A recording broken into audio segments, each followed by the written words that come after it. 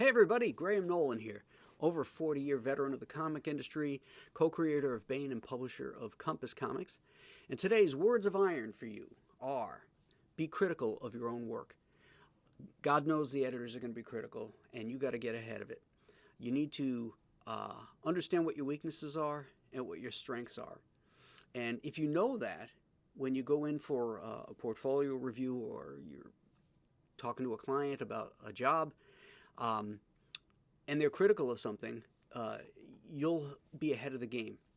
You'll know whether there's merit to it or not. I had a portfolio review at Marvel one time by Larry Hama, and he was vicious. You know, he was tearing things up, and then he asked me, who are your influences? And at the time I said John Romita, John Buscema, and Curt Swan. All but one of them suck, was his answer. Now, years later, I talked to Larry, and I told him that story, and he admitted it was sort of a dick move because he actually admires all three of those guys. But the point of that being is that sometimes the criticism of your work isn't necessarily valid.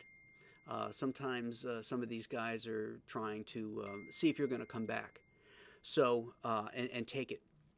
So if you're critical of your own work, you'll be ahead of the game, as I said earlier.